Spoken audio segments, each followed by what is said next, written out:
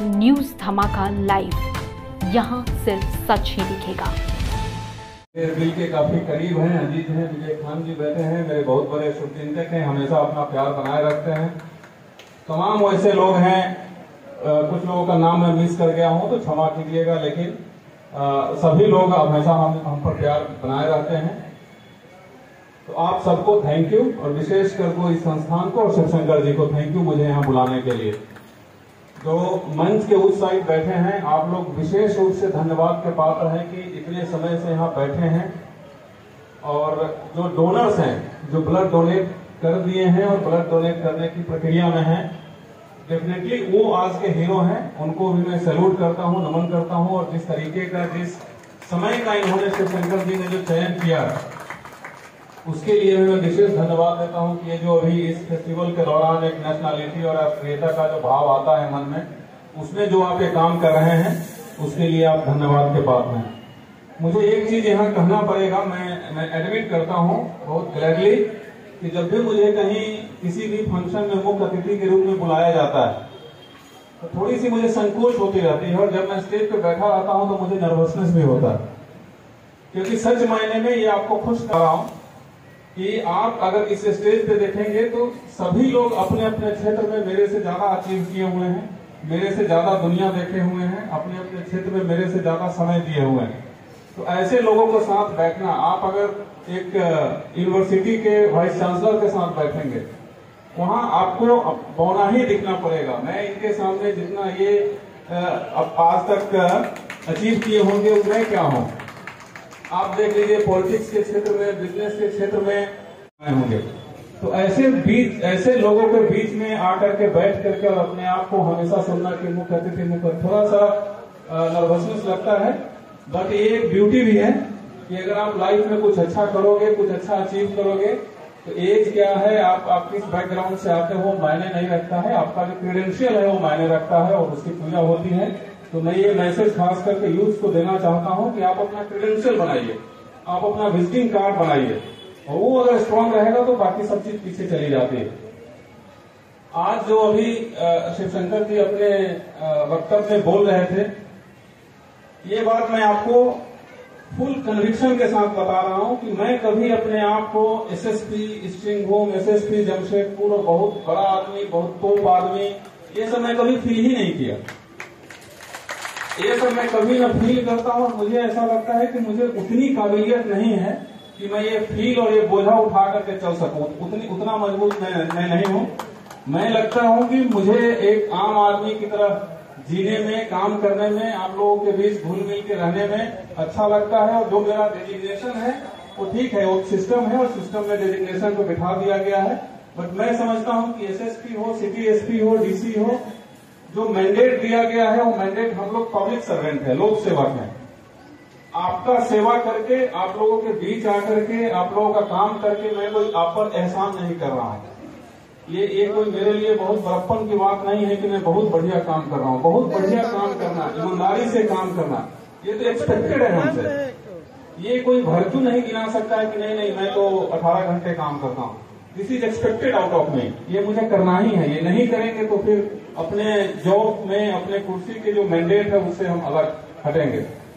तो आप मुझे अपना भाई, अपना बेटा, अपना जो समझिए, आपका सेवक है। मैं चाहता हूँ, जमशेदपुर से मैं थोड़ा ज्यादा प्यार करता हूँ। उसका रीजन ये है कि मेरी करियर की शुरुआत यहीं से हुई है, और एज एन आईपीएस ऑफिसर इस कैडर में, ये कैडर बहुत छोटा कैडर है, 24 जिला का कैडर है, महज 150 आईपीएस ऑफिसर्स, 150 भी नहीं, 149 आईपीएस ऑफिसर्स हैं इस कैडर में। उसमें भी 25-30 आईपीएस ऑफिसर्स हमेशा सेंट्रल डेपुटेशन पे रहते हैं। तो जो आईपीएस कार्डर का स्ट्रेंथ है वो 115 से 120 का हमेशा यहाँ रहता है। तो काफी छोटा कार्डर है। और इस कार्डर में अगर आप अच्छा करते हैं कहीं तो आपका नाम होता है, कहीं उतना अच्छा नहीं करते हैं तो आपकी बदनामी भी उतनी ही जल्दी होती है। तो मुझे यहाँ इस स्टेज से ये कहने में कहीं अतिशयोक्ति नहीं हो रही है कि जो भी मेरा नाम है आज इस कैडर में एज एन आईपीएस ऑफिसर, ये जमशेदपुर और जमशेदपुर के लोगों की देन है। जो मेरी पहचान है आज जिस भी रूप में पहचान हो, तो इसके लिए मैं सदा आभारी रहूंगा जिंदगी भर जमशेदपुर और जमशेदपुरियंस के लिए। और इसीलिए मेरे दिल में एक इच्छा रहती है कि मैं इस शहर को, इस जिला को कितना अधिक से अधिक कंट्रीब्यूट कर पाऊं, जो भी मेरा रोल है, जिस रूप में मैं यहाँ हूँ, जो भी मैं कर सकता हूँ, विद इन दैट लिमिटेशन में क्या कर सकता हूँ। तो आप हमेशा, मैं आपसे आग्रह करता हूँ कि आप मुझे उस रूप में देखें। मेरे ऑफिस में आने के लिए, मेरे से मिलने के लिए किसी पैरवी की जरूरत नहीं है, किसी को लेके आने की जरूरत नहीं है। आप डायरेक्ट आइए, आप डायरेक्ट मुझे कॉल कीजिए। कोई विक्टिम, कोई किसी के पास कोई प्रॉब्लम हो, डायरेक्ट आता है, आती है तो मुझे खुशी मिलती है। लेकिन कोई किसी को लेके आता है तो लगता है कि नहीं, कहीं ना कहीं गैप हो गया है। जो विक्टिम है उसको हिम्मत नहीं हुई मेरे सामने आने की, तो हिम्मत लाइए, वो मैं गैप दूर करना चाहता हूँ। तो आप मुझे उस रूप में देखें। और विशेष करके आज जो आयोजन किया जा रहा है, जो ब्लड डोनेशन के बारे में बहुत जो पहले के वक्ता हैं वो बोले हैं, देखिए ब्लड का ये सचमुच में अगर देखिएगा तो one of the most democratic thing, अगर आप लोकतांत्रिक प्रजातांत्रिक चीज को देखते हैं, उसकी डेफिनेशन को समझते हैं, तो मुझे लगता है यही है। आप पूछेंगे कैसे? अभी यहाँ मुझे बताया गया है कि लगभग 1500 का लक्ष्य है, और वो डेफिनेटली जो तादाद मुझे दिख रही है, और तादाद से याद आया कि जब दिग्विजय जी लेके आ रहे थे तो मुझे लगा कि कितनी भीड़ आ रही है, क्या करने आ रही है। बस बताया गया कि डोनर्स की संख्या, तो इतने ब्लड डोनर्स यहाँ है। किसी के ब्लड के पैकेट पे ये मुझे नहीं लगता है कि ये लिखा होगा कि हिंदू, मुस्लिम, सिख, ईसाई, कोई नहीं लिख रहा है इसके बोतल पे। और जब आप हॉस्पिटल में रहेंगे, हम हॉस्पिटल में रहेंगे और मुझे ब्लड की आवश्यकता होगी, इमीडिएट अपने परिजनों को लोग खोजता है ब्लड ग्रुप मिलाने के लिए। उसके बाद अगर ब्लड ग्रुप नहीं मिलता है या जिस क्वांटिटी में चाहिए उस क्वांटिटी में मौजूद नहीं है, देन ओपन ब्लड बैंक से आदमी ब्लड लेता है। तो मुझे आज तक एक भी ऐसा आदमी नहीं मिला जो जब ब्लड बैंक से ब्लड मांगता हो तो ये बोलता हो कि मुझे हिंदू का ब्लड चाहिए, मुझे मुस्लिम का ब्लड चाहिए। ये रियल मायने में डेमोक्रेसी यही है, कोई भेदभाव नहीं। बट इससे उदाहरण लेके हम लोगों को आगे चलना है। अभी क्या है, मुझे हो सकता है यहाँ अप्रोप्रिएट ना हो कहना, बट फिर भी चूंकि यहाँ काफी लोग बैठे हैं, यहाँ एक मैसेज देने आए हैं इसी बहाने, तो अगर थोड़ा सा किसी को खराब भी लगे तो मेरे उद्देश्य को समझिएगा, मेरी नियति, मेरी इंटेंशन को समझिएगा कि आजकल जो कुछ लोग ऐसे हैं जो अपने निजी स्वार्थ में लोगों को, लूज लैंग्वेज में अगर बोले तो लोगों को मूर्ख बनाते हैं, बुड़बक बनाते हैं, भीड़ को आगे करके अपना स्वार्थ सिद्ध करते हैं। अपनी आपको ये समझना होगा, कोई भी उस आदमी के पास आप नहीं जाएंगे जिससे आपका कोई फायदा नहीं।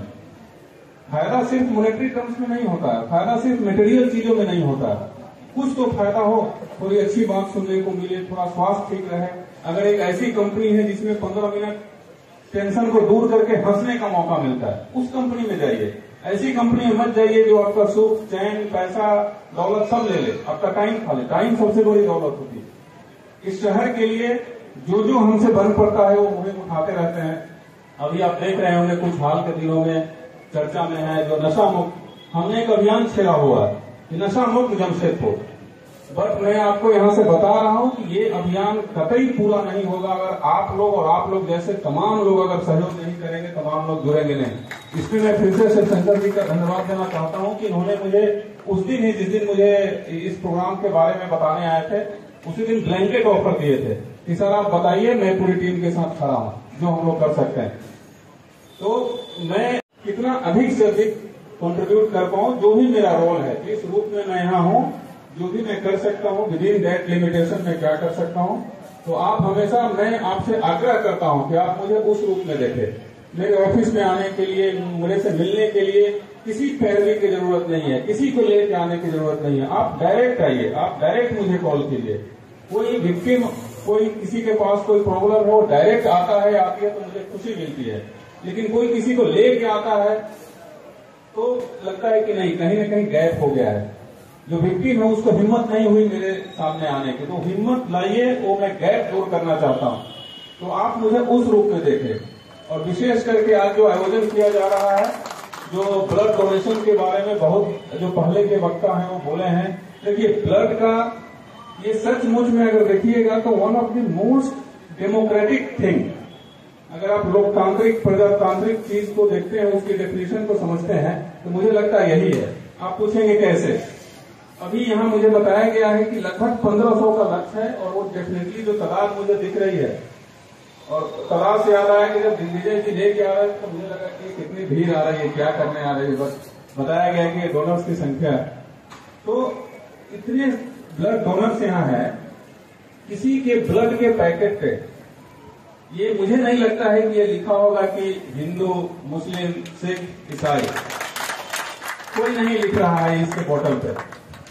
और जब आप हॉस्पिटल में रहेंगे, हम हॉस्पिटल में रहेंगे और मुझे ब्लड की आवश्यकता होगी, इमीडिएट अपने परिजनों को लोग खोजता है ब्लड ग्रुप मिलाने के लिए। उसके बाद अगर ब्लड ग्रुप नहीं मिलता है या जिस क्वांटिटी में चाहिए उस क्वांटिटी में मौजूद नहीं है, देन ओपन ब्लड बैंक से आदमी ब्लड लेता है।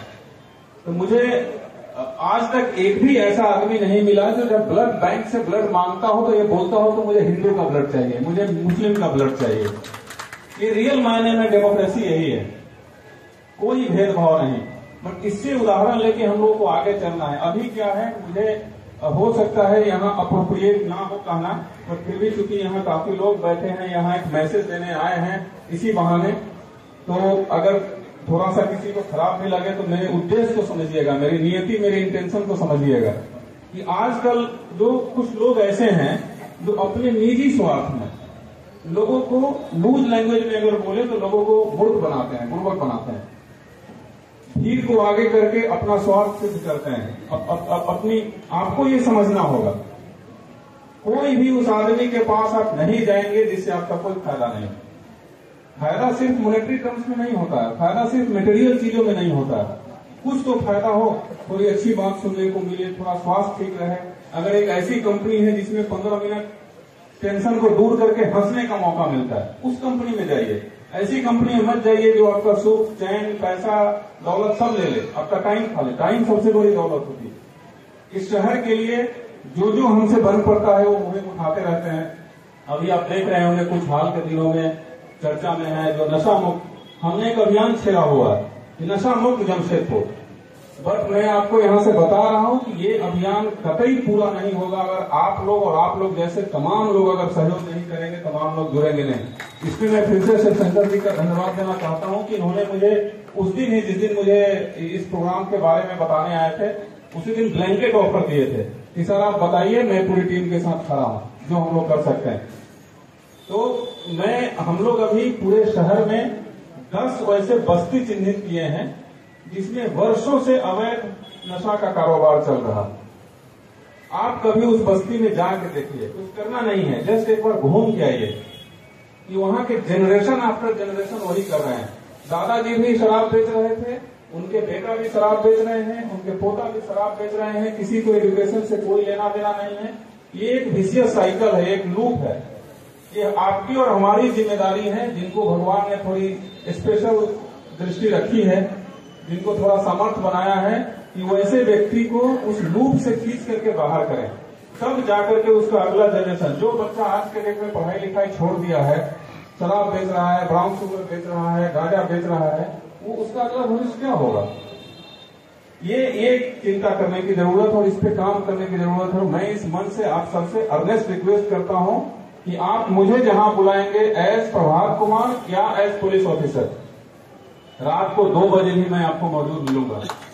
लेकिन आप लोग इतनी संख्या में आए, 100, 200, 1000, 2000, एक अभियान छेड़ दीजिए, क्रांति ला दीजिए कि यस हम लोग करेंगे इसको। ऑफकोर्स उनकी समस्याएं भी होंगी। बहुत सारे ऐसे लोग हैं जो वर्षों से इस काम में लग करके अपना जीवन यापन कर रहे हैं। बहुत सारे इंडस्ट्रियलिस्ट बैठे हैं यहाँ, बहुत सारे उद्योगपति बैठे हुए हैं। उन लोगों से आग्रह होगा कि आप वैसे बस्ती में जाइए, वैसे लोगों को डिपेंडिंग ऑन देयर कैपेबिलिटी, जितनी उनकी योग्यता है उस हिसाब से उनको रोजगार दीजिए, उनको काम दीजिए, तब जाकर के एक अच्छा समाज बनेगा। अदरवाइज ये गिने चुने पॉकेट्स में अच्छे लोग रहते हैं, अच्छी गाड़ियों से चलेंगे, और लेकिन अगर जो निचले तबके के लोग हैं, जो समाज की जो विकास के रेस में पीछे रह गए, उनको अगर हम आप नहीं देखेंगे तो उनको कोई नहीं देखेगा। और सबसे बड़ी दुख इस बात पर लगती है कि बहुत सारे ऐसे लोग हैं जो उन्हीं लोगों के दम पर अपना रोजी रोटी चलाते हैं, उन्हीं लोगों के दम पर अपनी सेठी बढ़ाते हैं बाजार में, शहर में, जिला में, बट उन पर कोई ध्यान नहीं देता है। तो एक अभियान कोई एसपी गया, किसी पेपर में छापा, 28 साल बाद गया, कोई वर्षों बाद गया, ये सब पढ़ के मुझे बहुत अच्छा लगा कि चलो कुछ तो काम किया। बट रियल फायदा ये होगा कि जो लोग आज से 15 दिन पहले उड़ाव बस्ती गए होंगे और आज जाकर के देखिए, जो लोग पहले ये बोलते थे कि सर क्या करें, हमारी रोजी रोटी है, आज वही बोल रहे हैं। बस्ती में जाते हैं तो लोग पैर छूने आ जाते हैं कि सर आप भगवान की तरह आए हैं, अब लग रहा है कि हम लोगों का जीवन को सफल होगा। तो मेरा ये रिक्वेस्ट है कि आप सब उस मुहिम में जुड़िए, तभी ऐसा होगा कि हम लोग हजारों की संख्या में इसमें भीड़ करके ये करें। तो जो कोशिश संस्था है उनके तमाम सदस्यों से मेरा निवेदन रहेगा, इस प्रकार के अन्य संस्था हैं, यहाँ सभी अपने अपने फील्ड के महारथी लोग बैठे हैं, सब लोगों से मेरा ये रिक्वेस्ट है, तमाम जो यहाँ गणमान्य लोग बैठे हैं, सभी प्रबुद्ध नागरिक लोग बैठे हैं, आप लोग इसमें मदद कीजिए। आपको कुछ नहीं करना है, आपको लड़ाई नहीं लड़नी। कहीं भी शहर के किसी भी कॉलोनी में, किसी में घर में आप देख रहे हैं कि कोई वैसा कारोबार लोग कर रहा है, आप सूचना दे दीजिए, पुलिस अपना कार्रवाई करेगी। और मेरा कभी भी इंटेंशन पनिशिंग नहीं है, हम लोग पनिश नहीं करेंगे, हम लोग उनको उस दलदल से निकाल करके बाहर करेंगे, उनको अच्छे जीवन जीने के लिए रास्ता दिखाएंगे और एक इंटीग्रेटेड अप्रोच लेके चल रहे हैं। सिमिलरली अभी ट्रैफिक में छोटा सा हमने एक्सपेरिमेंट किया है, मुझे कभी कभी बहुत दुख होता है। यहाँ इस कार्यक्रम में बहुत लोगों को बुलाया गया है, बहुत लोग स्वेच्छा से आए, लेकिन मुझे ये पूरा विश्वास है कि किसी को नहीं बोला गया होगा यहाँ से कि आप लोग कपड़ा पहन के आइएगा। किसी को बोला गया है? सब लोग अपने अपने पहन के आए हैं। क्यों? बिना कपड़े के भी आ सकते थे। उसी प्रकार से कुछ सर्टेन बेसिक लॉज होते हैं जो आपके लिए सोसाइटी में उसको बनाया गया है। उसमें पुलिस को कहने की, पुलिस को डंडा मारने की, पुलिस को फाइन करने की आवश्यकता नहीं होनी चाहिए। छोटी छोटी चीज, हेलमेट, बाइक खरीद लेंगे 1 लाख, 1.5 लाख, 2 लाख तक, बट 1000 रुपए का हेलमेट नहीं लोग लेके चलते हैं। और ये नहीं पता है कि 1000 रुपए का हेलमेट का महत्व कितना है। उसका महत्व उतना ही है जितना एक जीवन और मृत्यु के बीच में अंतर। अब हम लोग इस जिला में ऑन एन एवरेज 30 एक्सीडेंट्स होते हैं, 30 एक्सीडेंट्स ऑन एन एवरेज। किसी महीना 25 हो गया, तो किसी महीना 32 हो गया, किसी महीना 35 हो गया। बट आप देखेंगे उसमें से ज्यादा चिंताजनक बात यह है कि 20 से 22 एक्सीडेंट्स फेटल इन नेचर है, जो आदमी मर जाता है। और उसमें सबसे दर्दनाक ये है कि 2 यंगस्टर्स है, 18 साल, 20 साल, 22 साल का लड़का लोग है, स्टंट कर रहा है, रील बनाने के चक्कर में जाकर डिवाइडर में ठोक दिया, पोल में ठोक दिया। अब ये बताइए कि उसके घर वाले को क्या, उसके बाद पूरे जीवन क्या रहे, जो 20 साल का लड़का मर गया उसके घर में क्या बीतेगा। तो इसके लिए पुलिस को मैं हमेशा बोलता हूं कि मैं उस दिन सबसे as SSP of this district मैं सबसे ज्यादा खुश उस दिन होऊंगा कि 5000 की फोर्स लगा दिए शहर पे मोटर व्हीकल एक्ट और ट्रैफिक चेकिंग के लिए, लेकिन फाइन कलेक्शन 0 हुआ। वो सबसे बढ़िया दिन होगा।